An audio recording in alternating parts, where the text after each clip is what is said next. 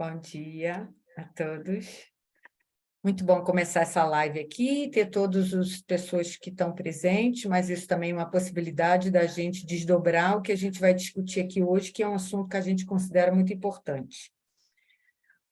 O meu... Só um minutinho, está dando microfonia aqui com...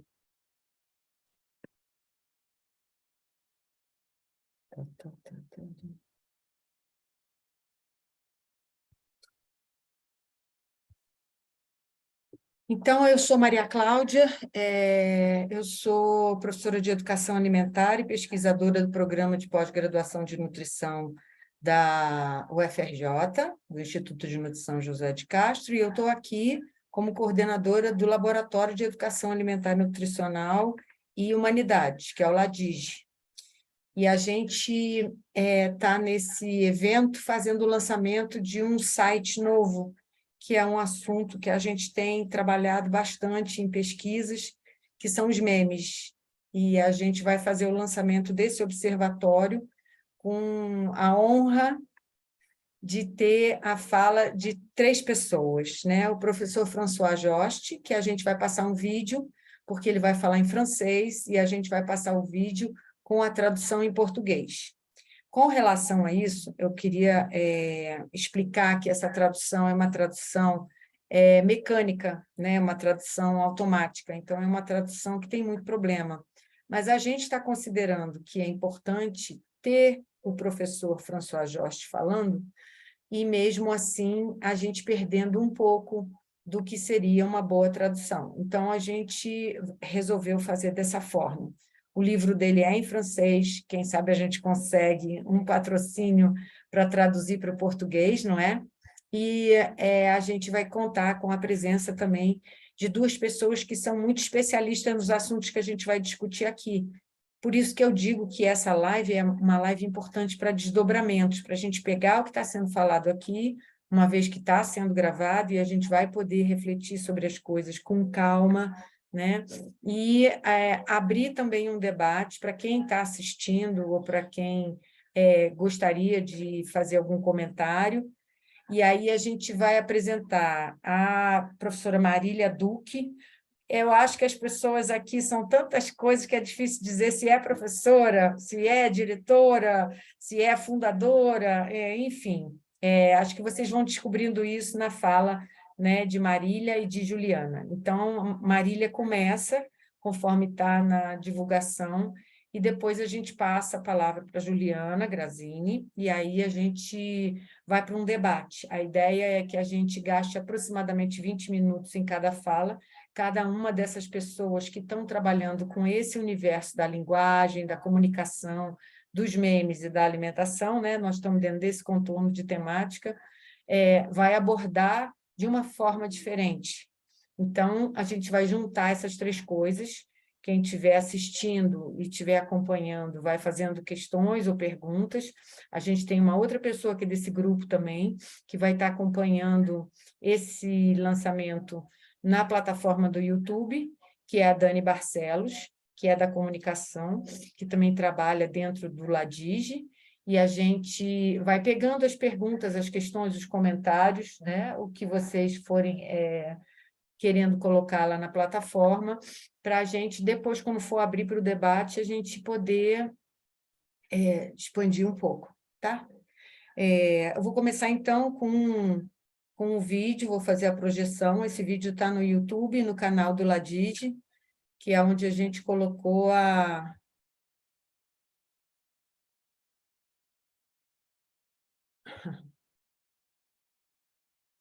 Espera aí um minutinho.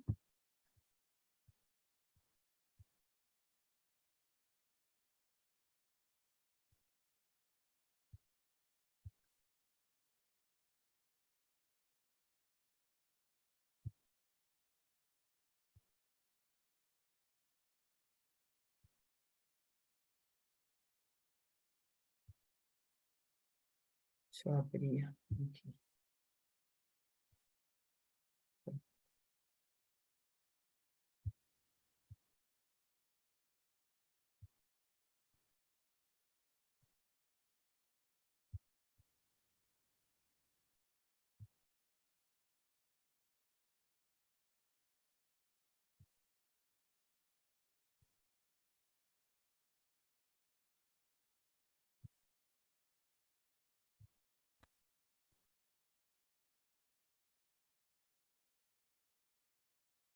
Meninas, vocês estão assistindo? Estão vendo? Eu vou abrir a tela. E, por favor, me confirme se o som está saindo direitinho. Merci à vous de me recevoir. Bon dia. Je vous remercie de m'associer au lancement de cet observatoire des mèmes qui me paraît une chose très importante. Je vous remercie aussi en tant que représentant de l'Université de Rio de Janeiro et plus particulièrement Maria Claudia da Veiga Soares Carvalho, avec qui nous avons beaucoup communiqué ces derniers temps. Alors, comme je l'ai dit, je vais vous parler aujourd'hui de la question de l'auteur dans les mèmes, une question qu'on ne traite pas très souvent. À première vue, les mèmes fonctionnent comme des histoires drôles. Ils nous arrivent sur notre compte sans qu'on sache très bien d'où ils viennent, ils ne sont pas signés, et en sorte que les mèmes sont des objets qui apparaissent sans auteur.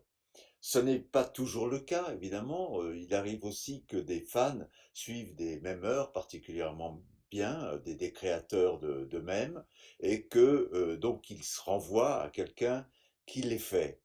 Il y a donc deux types d'accès aux mèmes que je crois important de distinguer.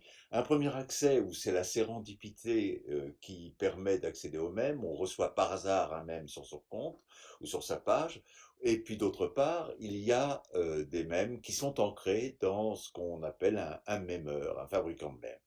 Je vais étudier l'un après l'autre en donnant plus d'importance au second qu'au premier. Pour le premier, donc ceux qui découvrent les mèmes par hasard. Les mèmes sont alors des objets anonymes, je l'ai dit, dépourvus de signature, comme les histoires drôles. Et la consommation immédiate de ces mèmes se fait dans l'ignorance des parcours accomplis par les mèmes, sauf un site érudit comme Know Your Meme qui montre, qui recherche véritablement la première fois qu'on a vu un mème. Pour la plupart des gens, bien entendu, ils ne font pas cette démarche et les mèmes arrivent sans qu'on sache d'où ils sont partis.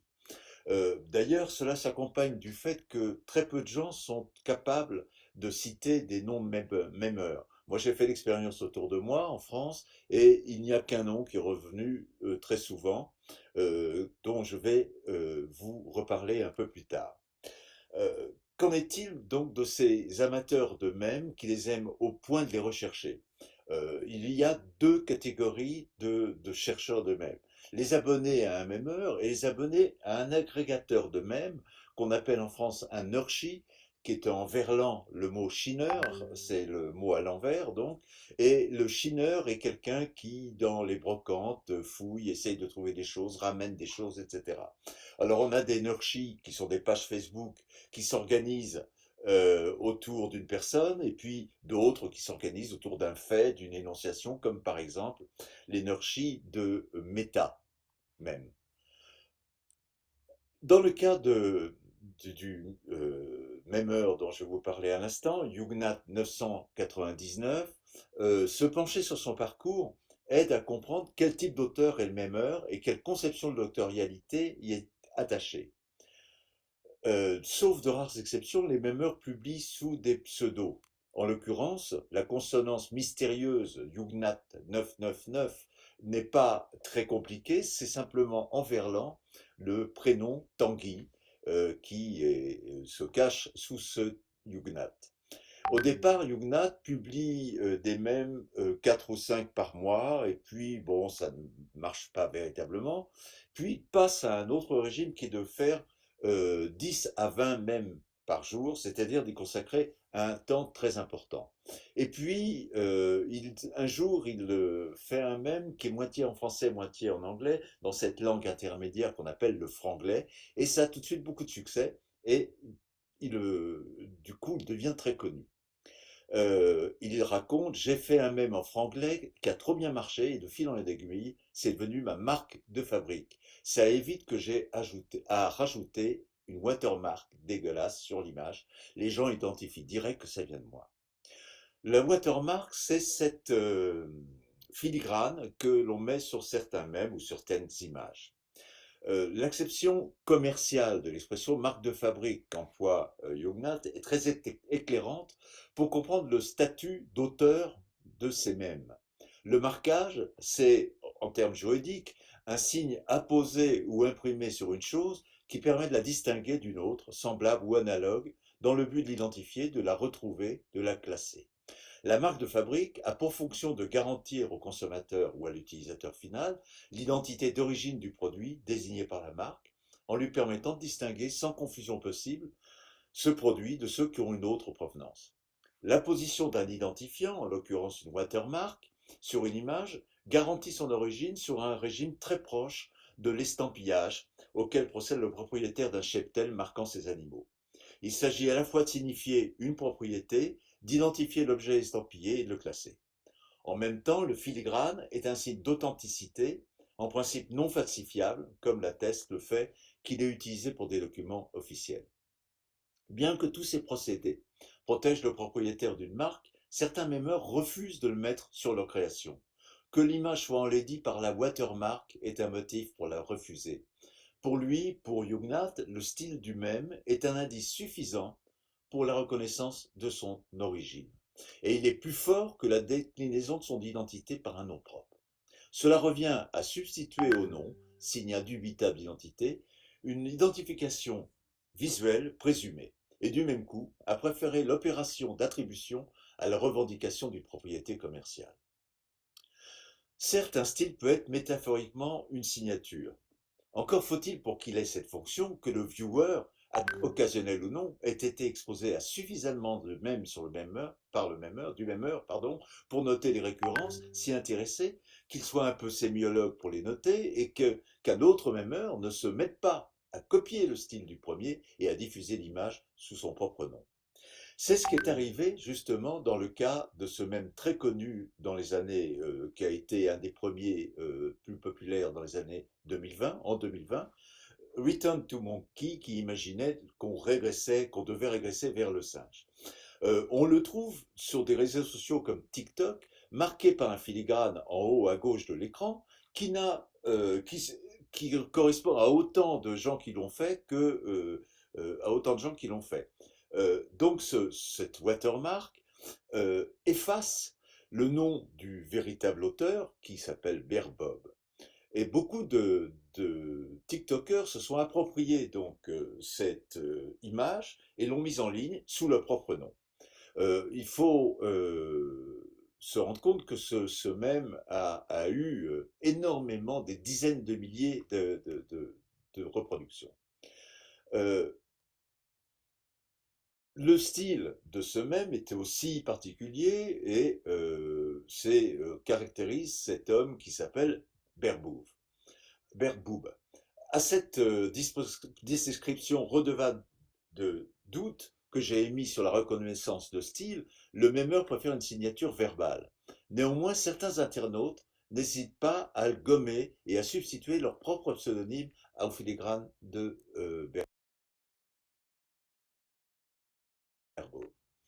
Comme le note un des amateurs, Bro, it's sad to see someone put their watermark over someone else. This meme was made by Bear Boob. Donc voilà un memeur qui regrette évidemment le fait que un mème réussi soit volé par de nombreuses personnes.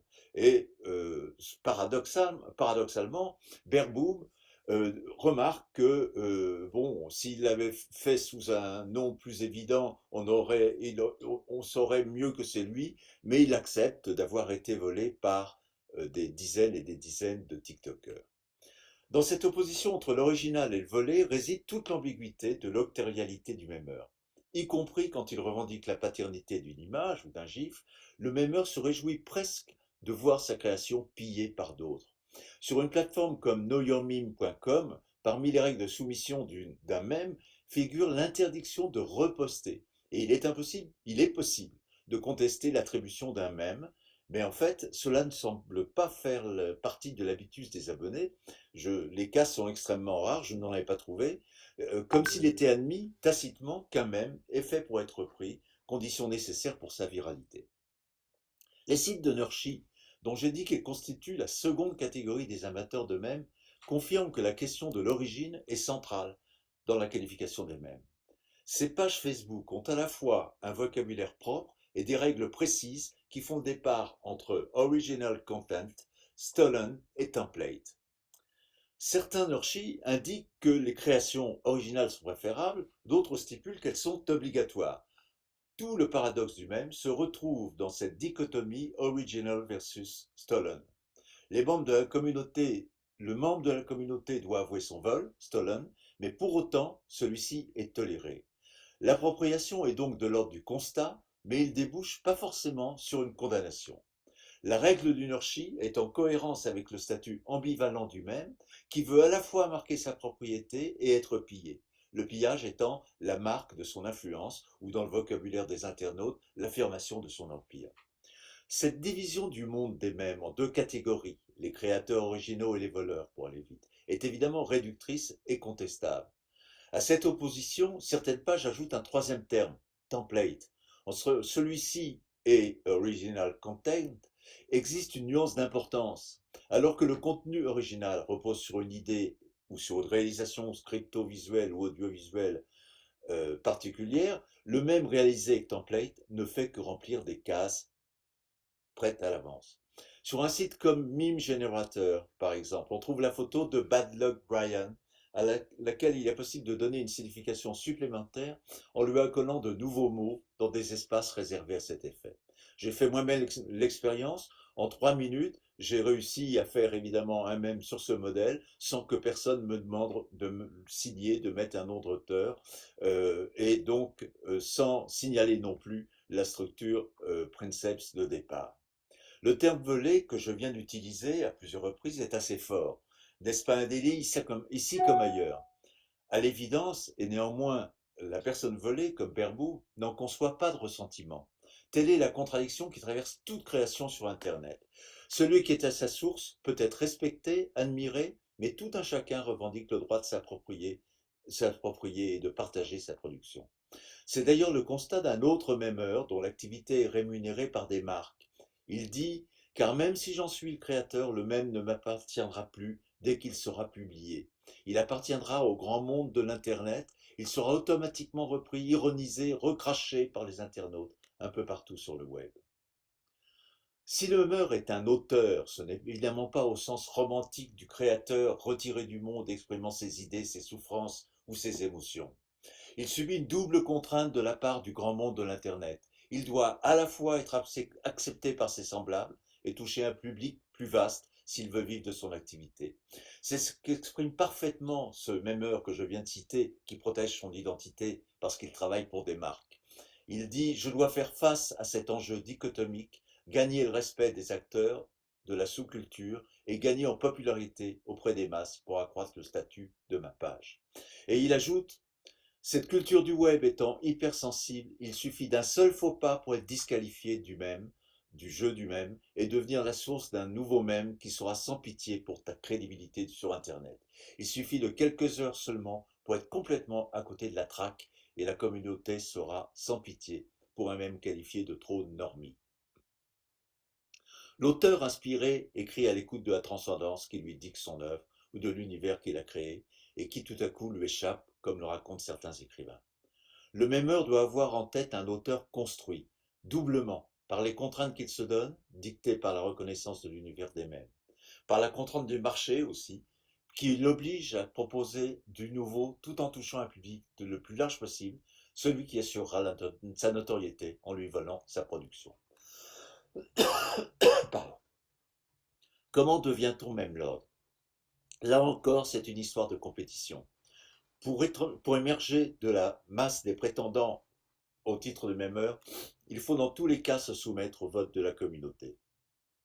Aussi bien sur Know Your Meme que sur Memdroid, c'est le public des amateurs qui juge de la pertinence du mème.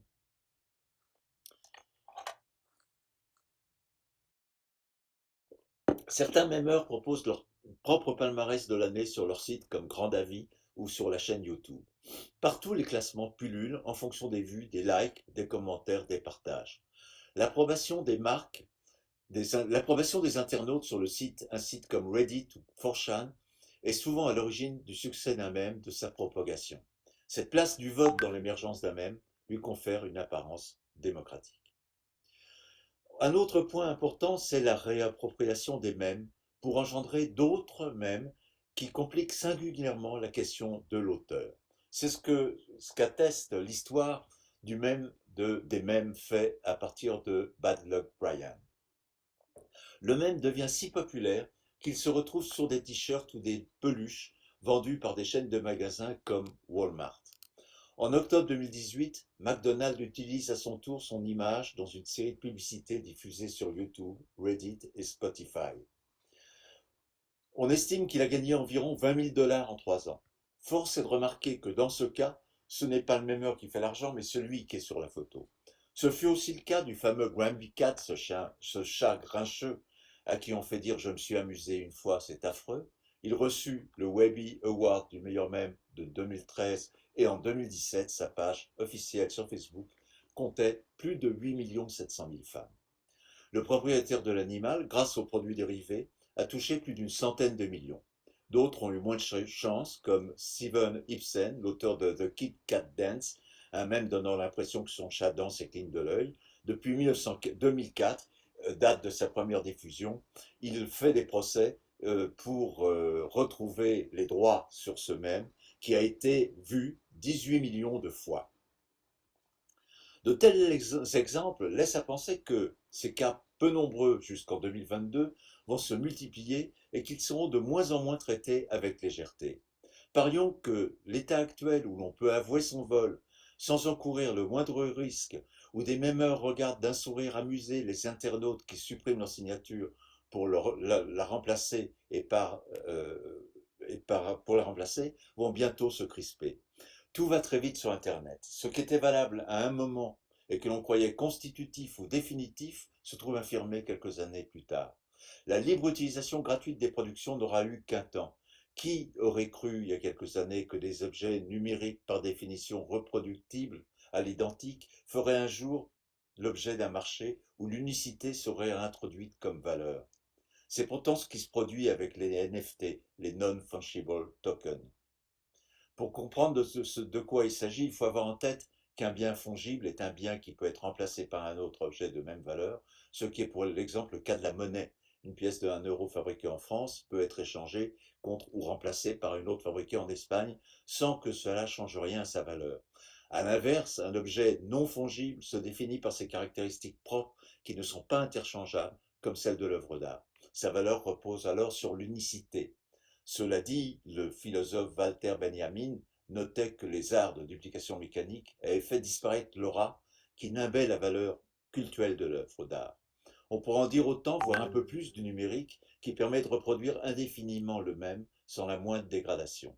En redonnant une unicité par le biais d'un certificat de propriété qui constitue la possession du jeton, le NFT recrée de la valeur et à l'intérieur d'un univers où il est impossible de distinguer entre l'original et sa copie.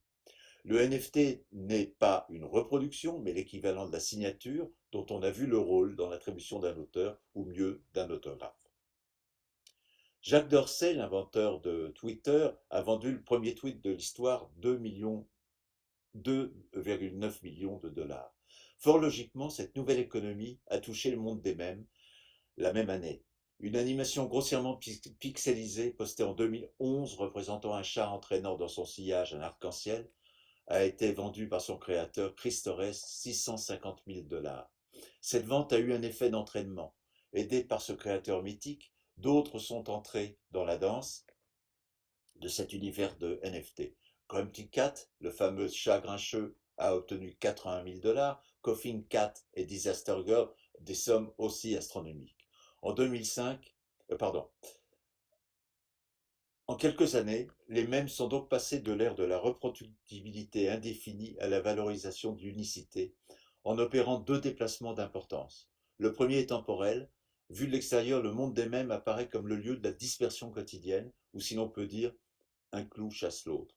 Le comportement des acheteurs de NFT convainc qu'il n'est pas sans mémoire. Ce que cherchent ces acheteurs, ce qu'ils cherchent et valorisent, ce sont les mêmes fondateurs, en quelque sorte, ceux qui font déjà partie d'une histoire, quel que soit le sujet. Grumpy Cat, Disaster Girl, Bad Luck Brian. En cela, ils rejoignent une attitude générale qui touche aussi bien les NFT de tweets que les objets rares et des gens anciens de jeux vidéo, comme ces petits chats virtuels que sont les Crypto Kitties. Le second déplacement concerne l'auteur. Naguère ignoré ou volé en toute impunité, il tient aujourd'hui sa revanche. La vente de ses créations sous forme numérique lui apporte de très grandes compensations financières. En définitive, ce que révèle cette étude, c'est que la construction de l'auteur est fort différente pour ceux qui tombent sur un mème par hasard et pour ceux qui sont des mémophiles. Pour les premiers, le mème fonctionne comme l'histoire drôle, sans origine et sans auteur, jusqu'au moment où est identifiée une image qui rappelle un auteur existant. Alors surgit un débat éthique entre le plagiat et le faux. Pour les seconds, le débat entre la création originale et le vol est aussi présent, mais en quelque sorte résolu pour l'instant par l'idéologie du Web 2.0, pour laquelle l'idée ou la notion de partage l'emporte sur tout autre argument. Néanmoins, d'un point de vue sémiotique, le champ de souveraineté de l'auteur est éminemment variable. L'amateur qui s'amuse à décliner un mème grâce à un template n'est pas auteur de la même façon que celui qui a lancé en premier un objet audio ou scripto-visuel qui a inspiré le template. Le statut des mèmes a très vite changé. Aujourd'hui, en voie de légitimation, comme le montrent des sites de collectionneurs, des expositions numériques et bien sûr le site que vous lancez aujourd'hui, puisqu'il va patrimonialiser un certain nombre de mèmes et permettre de les retracer leur vie. Les mèmes risquent donc de sortir de l'anonymat, de devenir des objets commerciaux. Et je finirai en disant que ceux qui se félicitent aujourd'hui de voir leur création volée risquent fort de demander des droits demain, comme ce fut le cas dans tous les cas de processus d'autorialisation. Je vous remercie, je regrette de ne pas pouvoir discuter avec vous, mais je vous remercie encore de votre hospitalité et vous souhaite beaucoup de réussite dans ce site qui va être très important pour nous tous et que je consulterai bien sûr à l'avenir.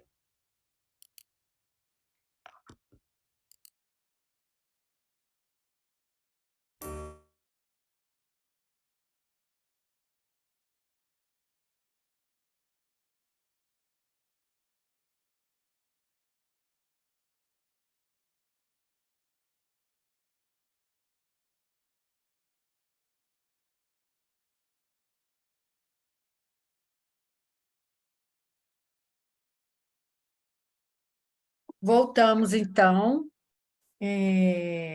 Eu queria falar umas palavrinhas sobre o professor François Jost, antes de passar a palavra para Marília Duque, porque uma boa parte das pessoas não conhece ele, e ele é um pensador, uma pessoa que está estudando os memes, que é muito importante para a gente, né? Ele tem um livro, a gente tem a indicação do livro dele no nosso site, né, sobre o Observatório de Memes, né, e dizer que eu conheci o professor François Jost numa palestra na USP, na ECA, né, que é a Escola de Comunicação e Artes, e fiquei muito impressionada com uma pessoa séria que estuda profundamente as questões dos memes, porque eu achava que assim a gente não tinha, né, tanta coisa, tanta questão para colocar, né? E aí foi muito bom ele ter aceitado esse convite, ele está apoiando o observatório, tem outros também sites, né? Tem outros estudos com memes, mas assim, eu acho que esse professor, né, que tem um estudo já desenvolvido sobre esse lado lúdico dos memes, né, e como que isso pode expressar coisas profundas na atualidade, acho que foi fundamental para a gente trazer aqui para esse debate, e eu, então, vou passar a palavra, né? A gente se mantém meio que na França, né? Porque o professor François Jost é da Sorbonne Nouvelle, e a gente vai passar a palavra agora para a Juliane Grazini, que é do Vera Kiss, que tem vários cursos, e ela está localizada também na França, né? Então, Juliana, eu não vou falar muito de você, porque eu acho que as pessoas vão poder te ouvir pessoalmente falando. Então, a palavra é sua, tá? Muito obrigada por você ter aceitado esse convite. E, assim, o Ladige é muito parceiro de vocês duas, Desculpa, não é a Juliana que vai começar, é Marília. Eu errei. A ordem não é essa. Mas o Ladige é muito parceiro de vocês duas, né? E eu acho que assim a gente alinha nesse lançamento aqui um tipo de pensar, um tipo de saber que não está longe da prática, que não está longe da vida, que não está longe da formação.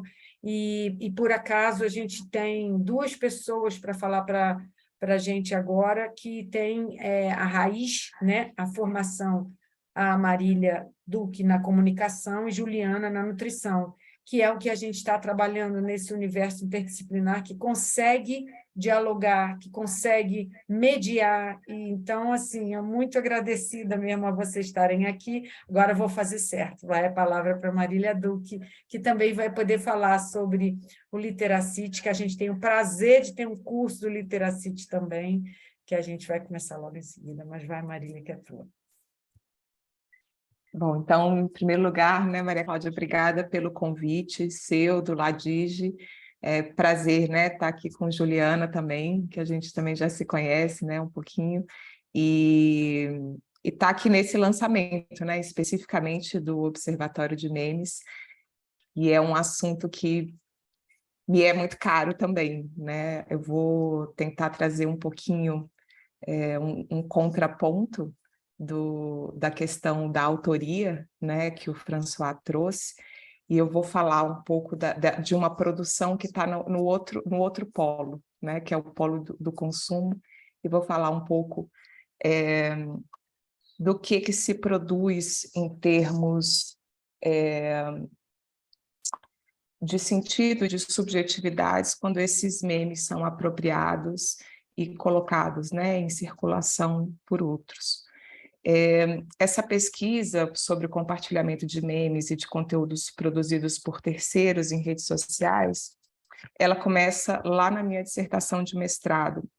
Naquela época, eu propus que haveria um ethos, né, ou, grosso modo, uma reputação compartilhada entre os atores conectados em redes sociais, graças aos dispositivos de visibilidade que eram oferecidos por essas redes sociais.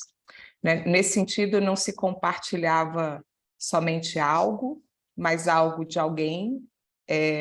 Naquela época ainda tinha marcadores sobre o dispositivo de postagem, então de um dispositivo específico, né? Postado do meu iPhone, né? Postado do meu Samsung e tal, e de um determinado lugar, porque também e todos esses com uma reputação específica que conectados iam gerando esse valor, né, para a reputação de cada um que se ligava nessas redes com esses marcadores. Além disso, era possível resgatar a origem desses conteúdos em um perfil e mesmo os atores que se conectavam a ele a partir daí, transformando cada um, né, como eu disse, com a sua reputação, o próprio valor desse bem posto em circulação e acionado como distintivo de uma visão de mundo e de um pertencimento. Né? Então, para dar um exemplo, se eu compartilhasse, né, se eu fizesse uma postagem original, Maria Cláudia compartilhasse, aparecer lá, Maria Cláudia compartilhou esse conteúdo de Marília Duque, aí se Juliana compartilhasse depois, isso ficava muito bem rastreado nesse período que eu estava fazendo essa pesquisa. Né? Nessa época, entre 2014 e 2015, a plataforma que eu estudei foi o Facebook, né? E por conta, o que eu observei, né? Por conta dos riscos trazidos pelo colapso de contexto, que o que é? É muito difícil a gente se sentir confortável para interagir quando a gente coloca diversas audiências no mesmo lugar com a mesma visibilidade, porque a gente não interage, né? Não se apresenta do mesmo jeito, por exemplo, no trabalho ou no bar, né? E quando a gente começou a colocar todo mundo junto, isso gerou uma dificuldade para essa produção, vamos dizer assim, né, para se colocar, né, como sujeito. E isso agravado pelo desconhecimento ou inabilidade de operar os próprios recursos de privacidade que eram ofertados pelo Facebook, né, nessa época.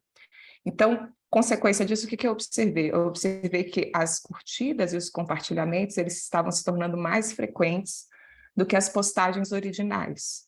Né? Então, endossar algo que o outro colocou em circulação como primeiro autor parecia trazer menos risco para a reputação posta em jogo nas redes.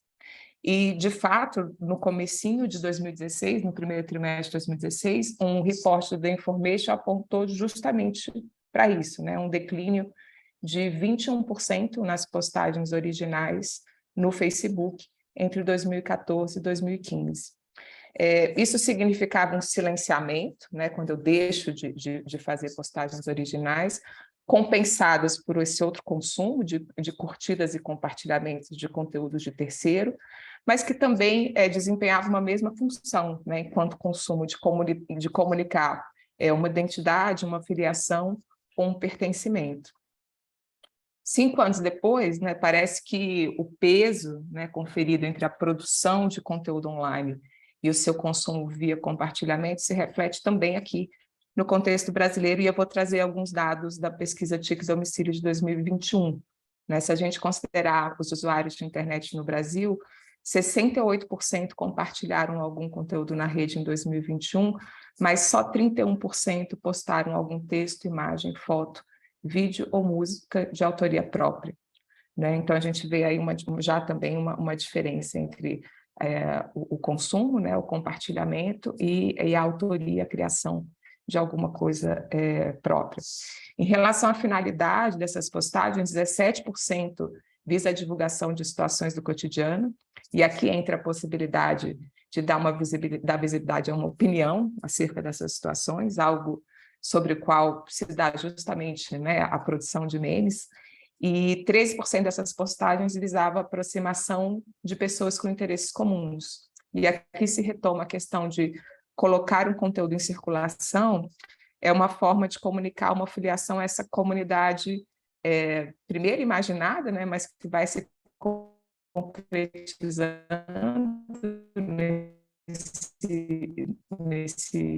nesse consumo, e que aquele bem consumido representa.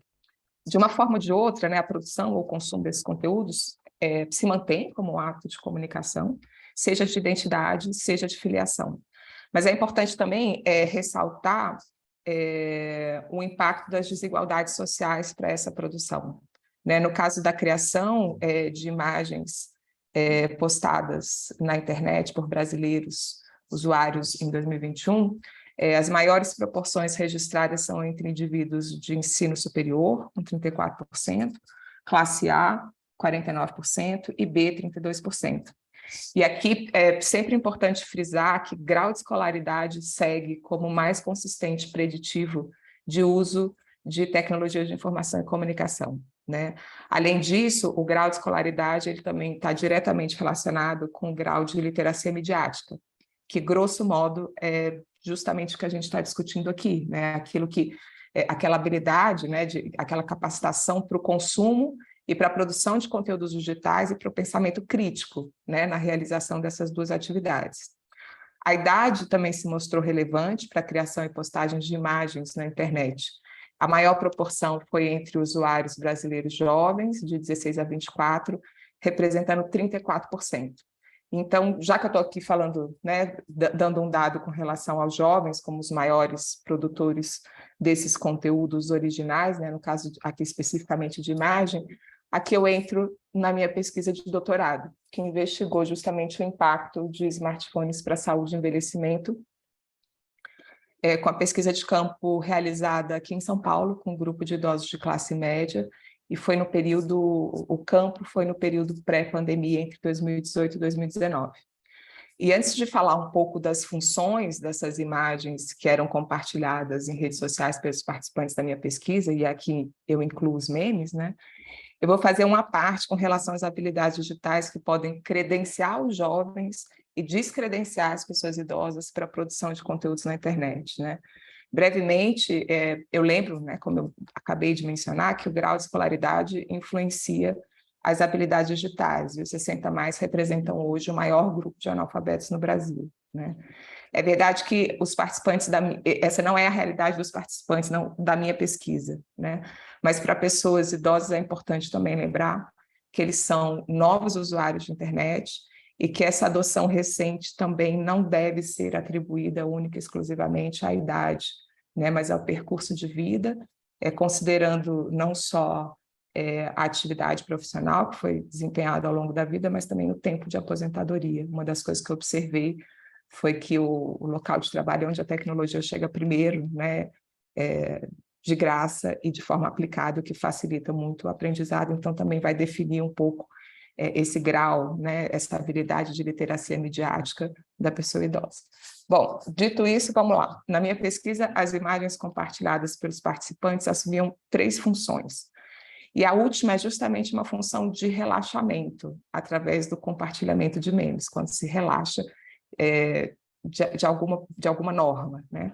Mas para entender essa função, primeiro a gente precisa entender de que relaxamento eu estou falando, né? Isso significa entender em qual contexto cultural ele se dá e de que normas e expectativas sociais com quais, né, ele dialoga. Então, eu vou começar falando de 2 funções desempenhadas pelas imagens compartilhadas nas redes sociais e principalmente nos grupos de WhatsApp dos participantes da minha pesquisa, porque eu acho que elas ajudam a mapear essas normas e essas expectativas que depois vão ser relaxadas lá nessa terceira função, que é a função que era desempenhada especificamente pelos memes, né?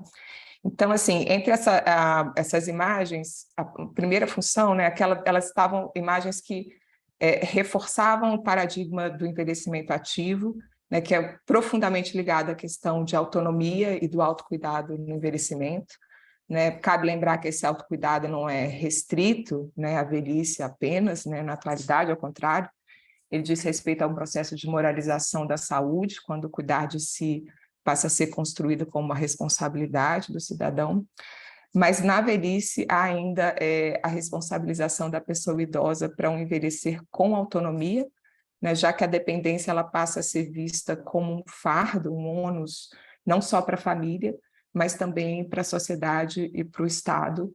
E na minha tese eu até proponho que ela seja posta como uma falha moral, né? Entre os participantes, foi frequente o compartilhamento de imagens que retratavam esse idoso dentro desse paradigma do envelhecimento ativo, né? Independente, saudável, apto para gozar um estágio da vida mais associado aos prazeres, né? Que vulgo terceira idade, né? Já que os filhos, teoricamente, estariam criados, as obrigatoriedades com o trabalho estariam reduzidas ou terminadas por causa da aposentadoria, né?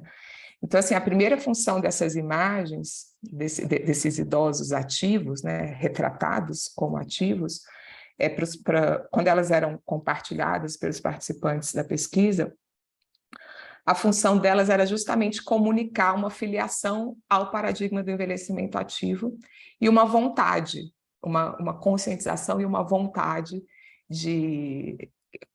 E aí a gente, né, pode até tratar como a aceitação de quase um dever cívico, né, de envelhecer com saúde e autonomia. Eu trabalhei com o sociólogo Paul Higgs, né, que chama essa vontade literalmente de will to health, e ele ressalta que a comunicação dessa vontade, ela responde justamente à pressão e às expectativas sociais impostas ao envelhecimento.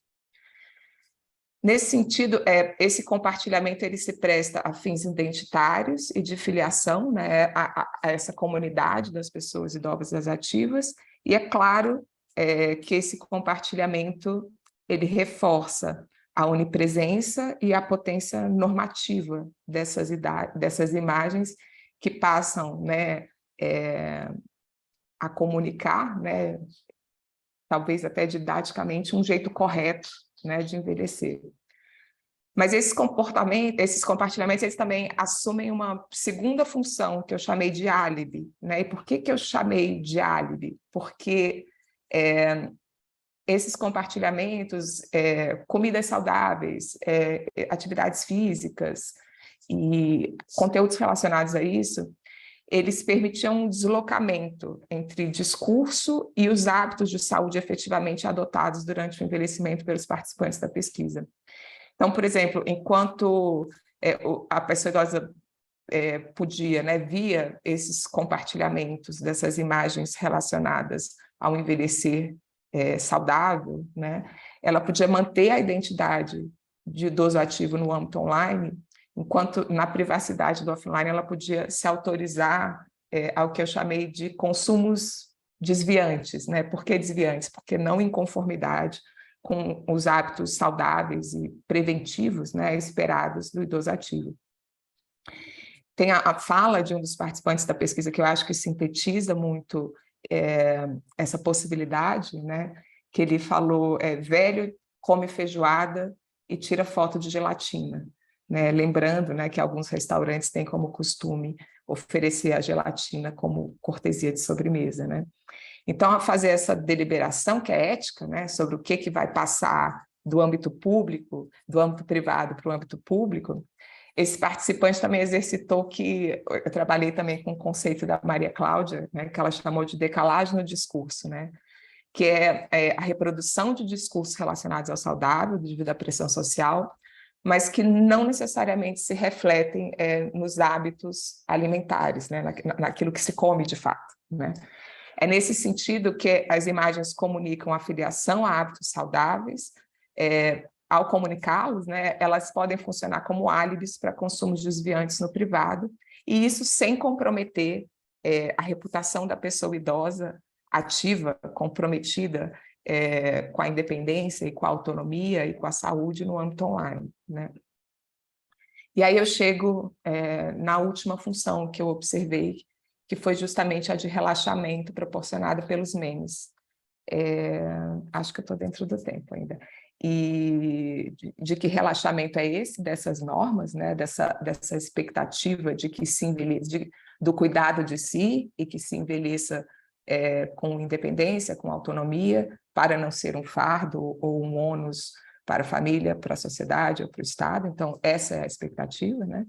E o que eu observei? Que os memes compartilhados pelos participantes da minha pesquisa, eles retomavam as fragilidades e os declínios naturais do envelhecimento, né? Relacionados à visão, relacionados a tremores, relacionados à memória, e dificuldades com tecnologia, desafios experimentados, né, pelas pessoas idosas nesse processo de envelhecimento. E aqui é importante notar 2 pontos. Primeiro, que esses memes eram circulados entre pessoas idosas, postos em jogo por pessoas idosas, né? Por isso, eles tinham um caráter de piada, né? Podiam ter, se prestar a piada e não parecer uma ofensa, né? Segundo, eles proporcionavam um relaxamento para as expectativas sociais vivenciadas por eles, né? Nesse momento, era permitido rir da velhice, mas aqui é importante também lembrar que era permitido rir da velhice, mas não de si mesmo, né? E eu vou explicar um pouquinho por quê. Bergson ele fala, né, que foi um estudioso do risível, né, da teoria do riso. Ele fala do riso e como o contexto social define de que se ri, né, numa dada cultura, em um dado momento, por um dado grupo, né? Nesse caso aqui, do que se ri, né? Se ri da dependência, né? Se ri da falta de produtividade, se ri da perda de autonomia, né? Mas o riso, ele reconhece esse desvio, mas ele se dirige a um... Ele é reconhecido no grupo, mas ele se dirige ao outro que é desviante, né? Mais do que isso, como propõe, né, o autor, no riso a atenção e a reprimenda de um grupo se dirige a uma pessoa, ou seja, um outro que não nós, e para rir, né, dessa outra pessoa, é necessário que o julgamento seja desprendido de empatia, né, que se dê com uma, como ele diz, com uma inteligência pura, né? Essa é uma das funções dos memes que satirizam o envelhecimento e que eram compartilhados pelos próprios participantes da minha pesquisa. Ao compartilharem esses memes com as pessoas idosas retratadas em situações cômicas, eles riam desse outro que era diferente deles, pessoas idosas ativas, né? Ou seja, era permitido rir daquilo que não eram ou com que não gostariam de ser identificados. Isso é típico das subjetividades e negociações implicadas na velhice, quando o velho é sempre o outro, né? Então, nos termos, né, dos participantes da pesquisa, existia essa distinção entre os velhos e os velhos velhos, né? Os velhos velhos eram esses que já estavam nessa segunda fase de ter algumas limitações e alguns declínios naturais do envelhecimento, né? E esses declínios eram algo que esses memes materializavam como um não eu ainda ou um não nós ainda, né? Permitindo o afastamento e o riso coletivo que relaxa. Ainda não sou o velho velho, por isso posso rir dele. Mas também reforça a expectativa social. O velho velho é desviante e, por isso, objeto de riso. Enfim, tentei dar aqui, né, retomar o percurso de como o compartilhamento de imagens foi ganhando corpo, né, desde da minha dissertação de mestrado até o meu doutorado.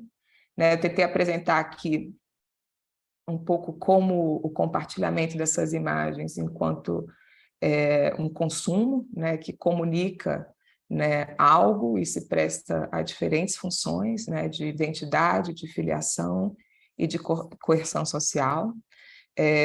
Tratar da produção desses artefatos, né, desses bens e do seu consumo e da produção de sentidos produzida nessa apropriação, e que é fundamental para o mapeamento e o entendimento de uma poética do cotidiano, né, como diria Dissertor, né, com usos desautorizados, disputas de sentido, reinvenções e resistências que caracterizam nosso estar no mundo. Então, daqui eu acho que da importância, né, de mapear através da circulação e das negociações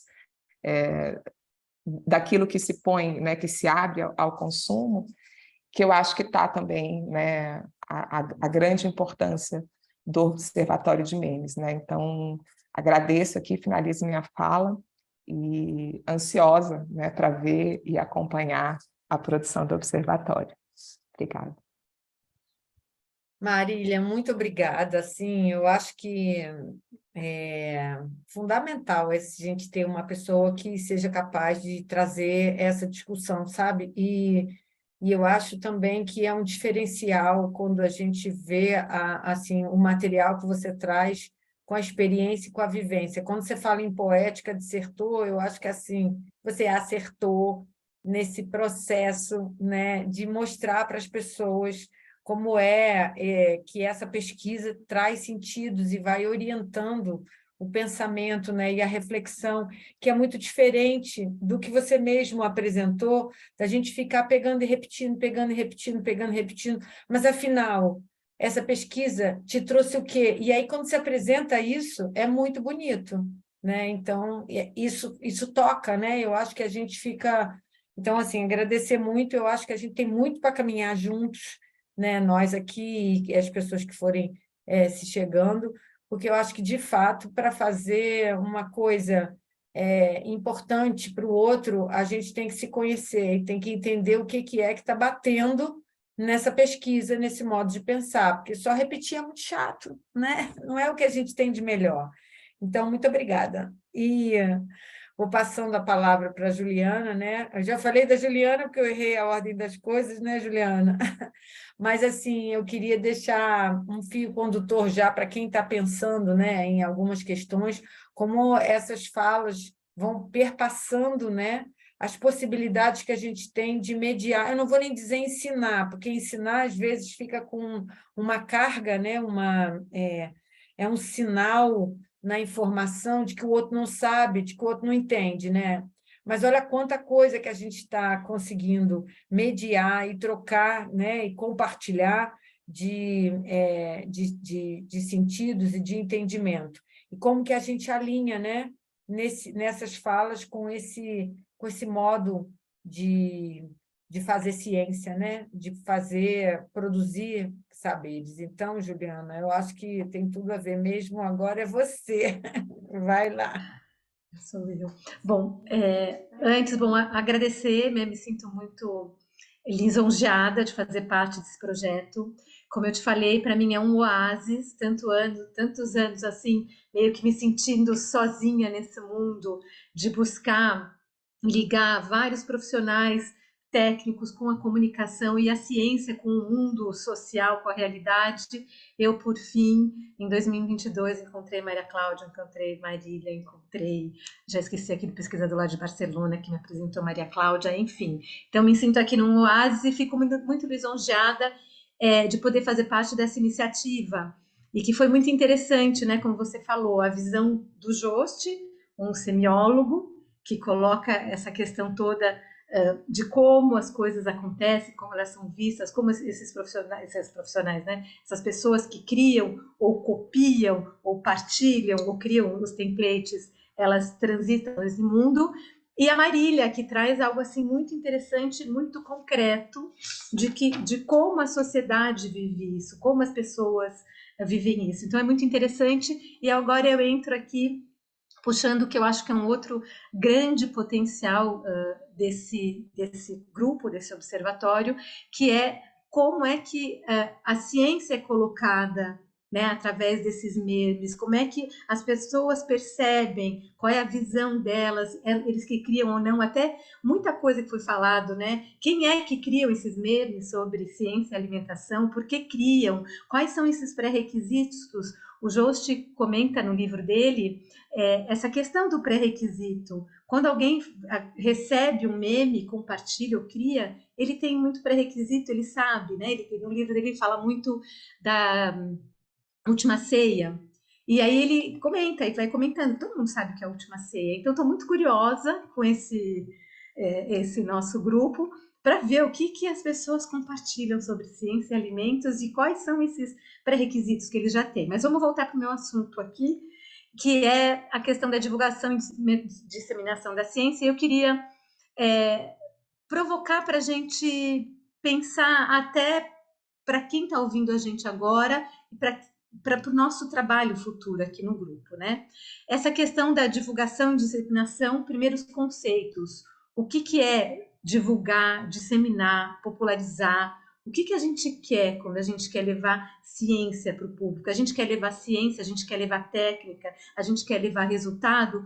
Porque eu acho que tudo isso fica tão confuso que o conhecimento, né, a ciência, ela acaba sendo colocada para a sociedade, talvez de uma maneira que não a valorize da maneira certa, né? Então, acho que é interessante. E eu fui procurar aqui, né, a divulgação. Tanto a divulgação como a disseminação, elas não deixam de, assim, tornar público, dar a saber, chegar ao conhecimento a muitos, espalhar-se, e a disseminação, espalhar-se, difundir, vulgarizar. Ou seja, são sinônimos, mas que talvez aí, né, um semântico possa ajudar a gente mais um grupo, porque talvez eu acho que o divulgar e o disseminar no âmbito popular e na prática não tem esse mesmo sentido que tá no dicionário, né? O divulgar, a gente acaba divulgando, a gente acaba falando, né? Falando para as pessoas. E o disseminar, a gente tem talvez essa noção maior de espalhar, que na popularização, que não tem tanta obrigação como na popularização, que é uma palavra que eu gosto muito da popularização e vulgarização, que é propagar para o povo, né, para o leigo. E eu acho isso muito importante. E até para quando a gente pensa nisso, para quem que eu vou popularizar ou disseminar? Com quem eu estou falando? Para quem eu estou falando? Até para a gente estudar esses pré-requisitos que são muito importantes para quando a gente fala de ciência. Então, quando eu vou falar de ciência para o determinado público é uma coisa, para outro é outro público. E eu acho que esse fato da disseminação e da divulgação, que a cada vez mais, né, a palavra popularização, ela não tem sido tão usada, a gente esquece já de definir esse público. Quem é esse público? Eu até procurei aqui, né, popularidade. Caráter ou qualidade de uma pessoa que tem simpatias do povo, estima pública, crédito ou estima entre o povo. E eu achei interessante essa palavra porque a ciência está precisando de uma estima do público. Ela está precisando ser valorizada. E ela só pode ser valorizada se a gente mostrar o que ela tem de bom. né? E aí eu coloquei aqui, né? Quem é esse povo? Conjunto de habitantes de uma nação na localidade, pequena povoação, lugarejo, aglomeração de pessoas, gente, grande número, quantidade, e aí que extrato da população que não pertence nem ao clero, nem à nobreza. Agora a gente entra, né, nos meandros da popularização científica, que é o tal do profano. A gente pode brincar aqui, profano, aquele que não é especialista, que não conhece, ou aqui, infelizmente, um termo pejorativo, plebe. Mas o que eu chamo a atenção aqui é que esse povo, ele é muito diferente. Ele pode estar num espaço físico, ele pode ter, como a Marília falou um pouco, ele pode estar num espaço de idade cronológica, ele pode estar num espaço de educação. Então, assim, ele é muito diverso. Então, a popularização, falar com o povo, ela também tem que ser mais trabalhada, e eu acho que a gente podendo estudar esses mesmos, a gente vai conseguir entender também como é que essas pessoas falam, para quem elas falam, e porque, como o Joste fala, essa questão do tanto que isso é, nesse sentido agora, disseminado, né? E a Marília também, o quanto se compartilha e o quanto se atinge de pessoas com esse tipo de formato de comunicação. E a outra questão também que eu queria levantar e que acho que a gente pode estudar e se questionar, porque assim, o popularizar ciência, disseminar ciência, comunicar sobre ciência, ele virou uma palavra assim que é bonito, que todo mundo tem que saber o que fazer, e vamos fazendo. Mas qual é o espaço de cada um? Né? Como é que é esse espaço? Então, para escolher esse espaço de disseminação, a gente tem que talvez perguntar para quê?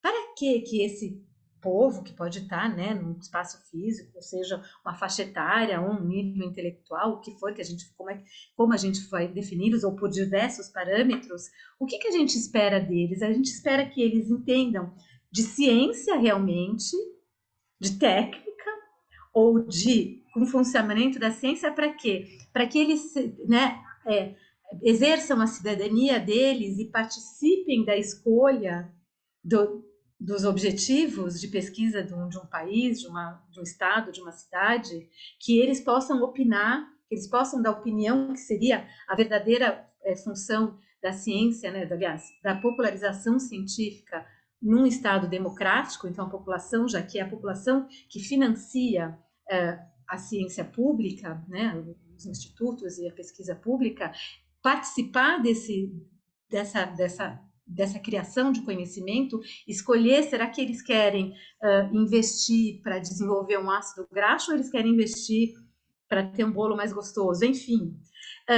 Para fazer escolhas, ou a gente quer que eles façam escolhas, comprem isso ou comprem aquilo, como menos açúcar ou mais açúcar. Eu acho que entra um pouco na parte da Maria Cláudia, né, da parte de educação. Então, o que a gente quer com isso? Educação. Decisões, para que eles decidam, uma parte de tomada de decisão, uma parte mais prática, com uma certa liberdade, ou se a gente quer o que acontece muito agora, no que eu chamo muito, não só eu, mas alguns pesquisadores, a ciência por slogans. Será que essa ciência por slogans que acaba controlando, alienando e dirigindo, não dá tanta liberdade? Porque como fala, né, muito, e acho muito interessante, quando a gente populariza a ciência e não o resultado científico, a gente tem que contar uma história e contar por que existe, né, caricaturando aqui, quando a gente fala dessa pessoa de jaleco branco com um tubo de ensaio na mão, para que ela existe? Por que ela existe? O que ela faz? Qual é a história dela? E falta muito nisso, de contar essa história. Então, o que eu quero? Eu quero que as pessoas entendam e valorizem e participem, ou a gente quer que, por meio de resultados científicos, elas sejam dirigidas para tomar decisões? Mas pensar aqui. E aqui, né, e como eu falava para o Bruno Loturo, um sociólogo que pena deixou a gente em 2022, ele conta muito e estuda muito isso, de que ensinar as pessoas o que é um laboratório, para que serve um laboratório, o que é um trabalho científico, para que serve, e sair do seu pedestal, tirar o jaleco branco para falar realmente com a população e explicar o que é aquilo. Aí eu acho que vem aqui, peraí, minha colinha, perdi minha colinha. E assim, o fato, né? O fato é de que de qualquer maneira, a gente tem que tentar fazer com que o público, é primordial, né, que o público leigo entenda o que é, para que serve a ciência, os cientistas, as instituições, os resultados, porque essa é uma maneira de valorizar a ciência e mantê-la, porque a sociedade só vai investir naquilo que ela acredita, que ela confia e que ela sabe o que é. Então, assim, talvez acho que a gente possa esse grupo vai ser muito interessante para a gente estudar tudo isso, até ver como é que a gente está compartilhando por meio desses memes, até que ele fala muito Jost, né? Essas caricaturas, né? Essas piadas que podem ser assim muito profundas para a gente também.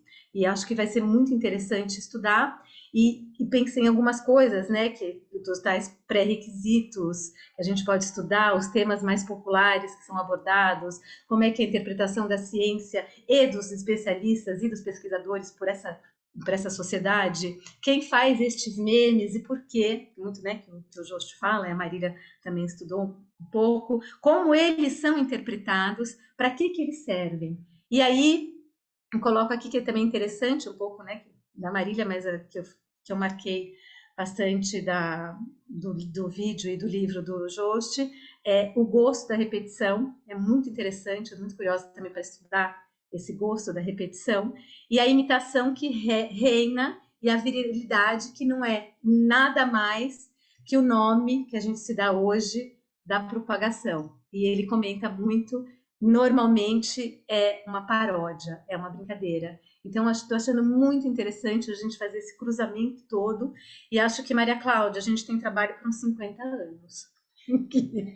De tanto trabalho, e assim, e parabenizar pela escolha que você fez desse grupo multidisciplinar, e espero que apareçam mais pessoas de outros horizontes, né? Que é uma bandeirinha que eu levanto junto com a Vera Kiss, que a gente tem que ver outros modos de pensar, né? A vida é plural, e se a gente se fecha muito no nosso mundo, a gente perde muito da riqueza da vida e a gente não age como um cientista, que o cientista tem que ter essa abertura de visão, né? A gente fala muito na área da nutrição, são muitos parâmetros e a gente não pode ficar num só achando que essa é a verdade. Então, eu estou achando muito interessante, e já na área da comunicação você pegou, assim, duas visões muito, muito legais para a gente estudar.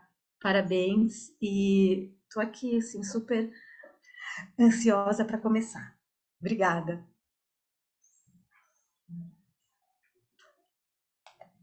Olha, eu acho que a gente bateu um bolão com com essa escolha, com essa discussão. Não é só porque a gente alinha, porque eu acho que quando a gente desalinhar, vai ser muito útil, vai ser muito mediador das coisas que a gente precisa acertar, porque a gente tem um caminho muito para o mesmo lugar. E assim, eu acho que esse mesmo lugar, às vezes, é simples, é alguma coisa simples, que é querer o bem do outro no sentido comum. E a gente, às vezes, se perde um pouco disso, né? Parece que as coisas andam independente disso. Então, achei ótimo, Juliana, assim, e agradeço também a todos vocês. Eu acho que a gente podia passar para o debate, né? Eu tenho sempre para mim que assim a gente tem um limite de tolerância para o virtual, que a gente vai ficando muito dentro de uma sala, então eu abriria para questões, né?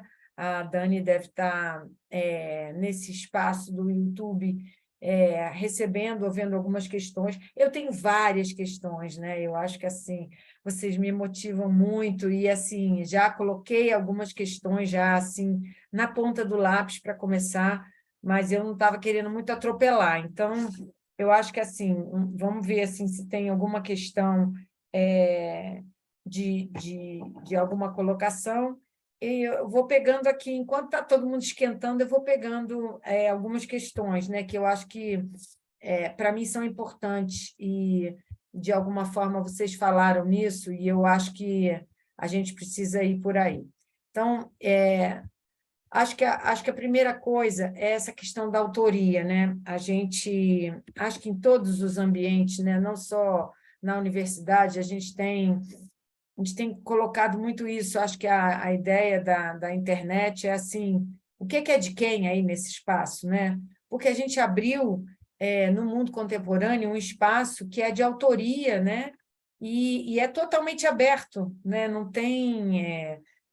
às vezes não tem nome, não tem fonte, as coisas circulam, né? Então, essa arquitetura aberta é trazer um pouco uma questão com relação à autoria. Eu acho que, assim, essas representações digitais, né, que controlam a autoria, esse modo de ir fluindo, aumentando, disseminando, divulgando, ou acusando, ou falseando, ou tipo Tolkien, que é essa questão que o François Jost trouxe, ou esses NFT, né? Será que essas coisas todas são muito mais do que eu consigo entender, porque não tenho um alcance para elas, como Marília tem, como Juliana tem.